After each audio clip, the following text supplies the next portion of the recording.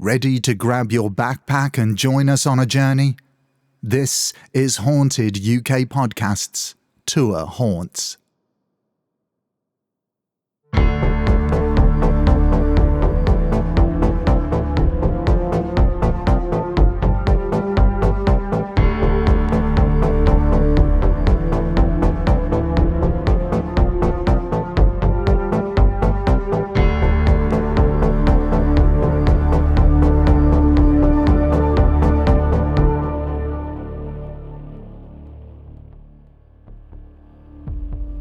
Welcome, dear listeners, to our series of Tour Haunts, a tour of scary, just for you.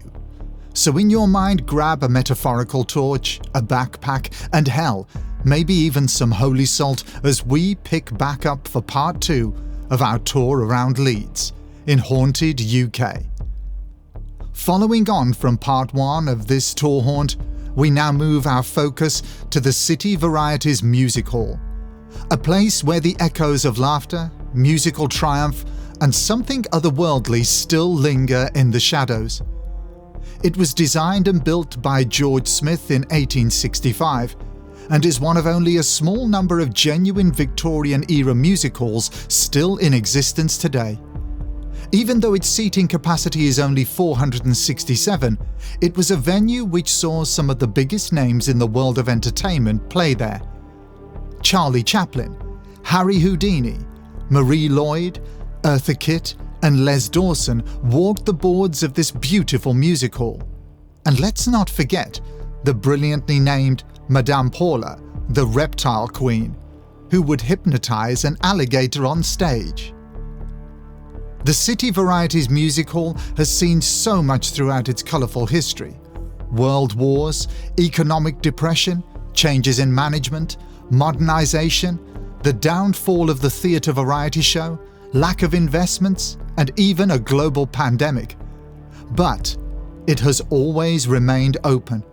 And in 2009, it was given a new lease of life thanks to a £9 million grant from the Heritage Lottery Fund to help with a major restoration project. So, the laughter, applause, and glamour can continue in this fitting music hall for many more years to come. But underneath it all, there are stories whispered by staff and performers alike. Stories of things that go bump backstage. And there are quite a few of them. The most enduring spectre is known simply as the White Lady, a figure in a billowing dress, often glimpsed floating along the dress circle bar.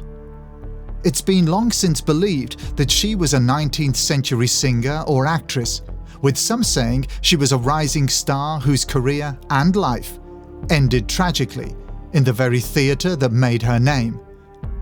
One chilling account comes from a television producer who stayed overnight in the theatre during a filming commitment. Woken by an unusually cold atmosphere, he opened his eyes to find a pale, shimmering woman standing at the foot of his bed.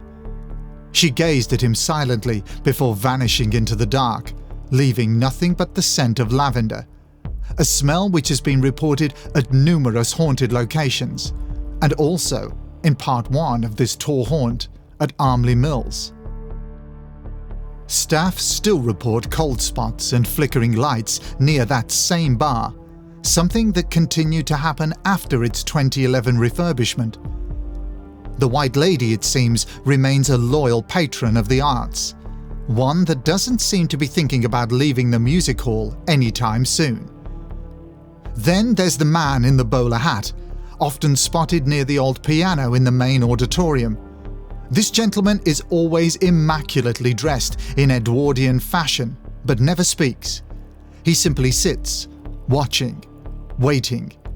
He appears most often during rehearsals where performers have glimpsed him in the wings. Some even claim to have seen his reflection in mirrors backstage. As with the White Lady, many have suggested that he was a former stage manager or music hall patron, unable to part with the theatre that defined his life.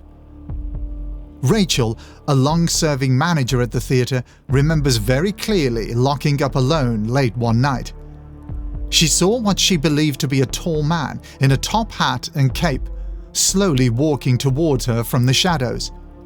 Frozen with fear, she felt an unnatural cold wash over her, and for several moments, the exit door refused to budge. It eventually did, and she made a very quick exit. The music hall also harbours a more recent spirit, that of a young man who witnesses claim is wearing something similar to a First World War trench coat. This unfortunate fallen soldier is usually seen roaming the staircases and upper levels of the building, with a distant look in his eyes. Some believe he returned to the music hall after death, drawn back to a place of joy and happiness before the Great Wars stole everything from him, and so many others. Backstage technicians have reported hearing heavily booted footsteps on empty stairs, and catching sight of a figure vanishing just around a corner, only to find the corner empty, or the staircase quiet, vacant, with nobody there but themselves. Staying in the theatre's backstage area, a place where drama unfolds behind the scenes, this seems to be home to something else. Something darker. A poltergeist, with a cruel sense of humour.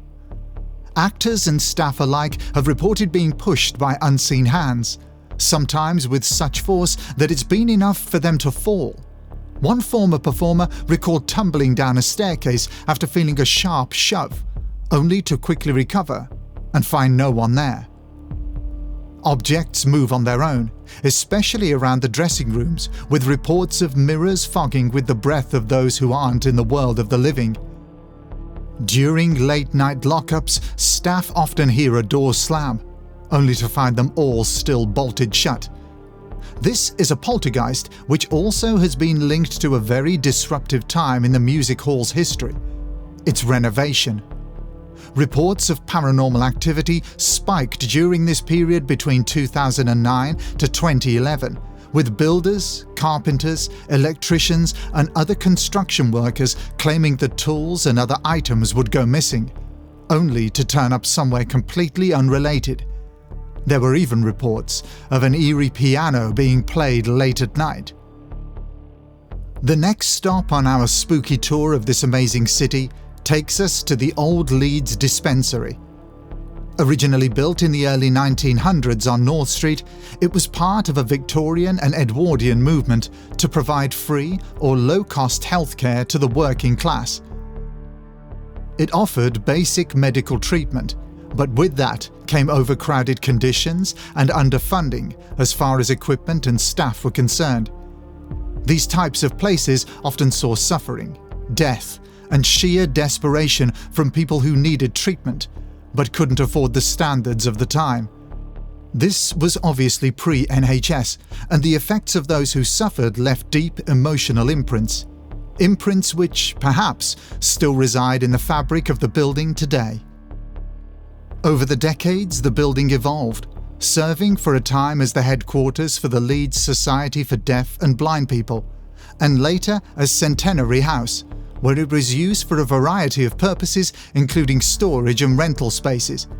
The building has since been developed into a number of stylish flats.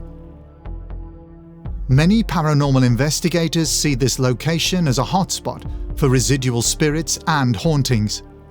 One of the most frequently mentioned apparitions is that of a well-dressed man, often described as wearing early 20th century clothing.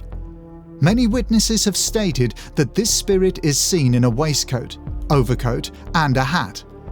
He doesn't appear to walk as he roams around the corridors, but instead eerily floats. The man doesn't acknowledge the living or interact with his surroundings, and his movements appear to be repetitive, as though he's caught in a time loop.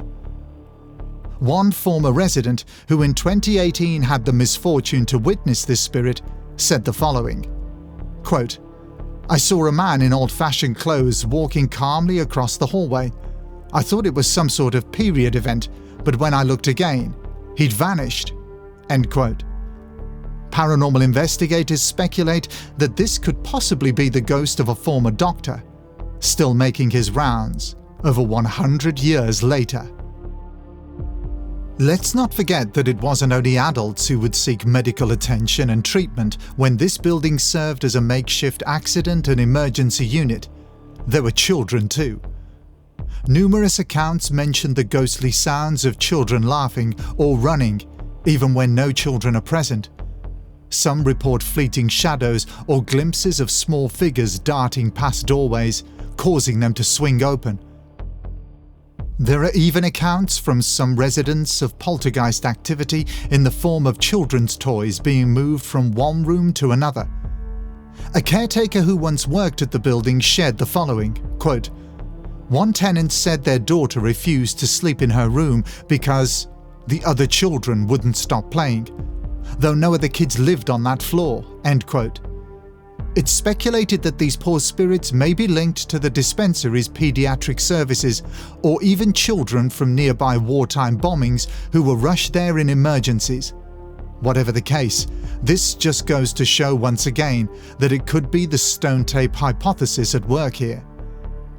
Perhaps the most tragic spirit, though, is that of a nurse who is believed to have perished in a fire.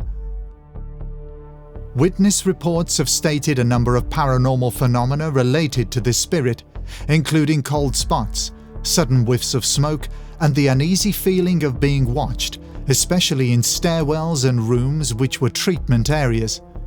There have also been witness testimonies of sightings of a woman in a white uniform, usually appearing near the original medical bays. No one has ever been able to identify her, as they say her features are eerily blurred or obscured, as if by a haze of extreme heat. Unlike the ghost of the well-dressed gentleman mentioned earlier, the nurse seems to be much more interactive with those who see her, taking notice that she's actually being looked at.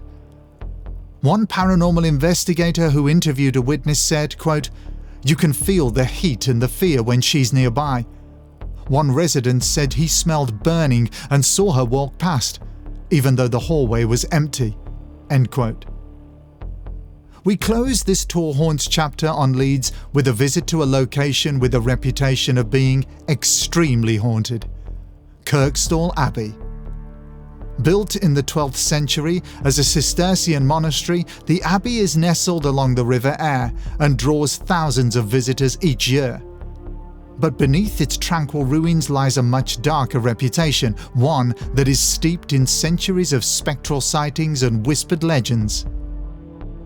Obviously, the Abbey has a long history of religious devotion, followed by dissolution, which was authorized by King Henry VIII, and the subsequent decay which came in the following years.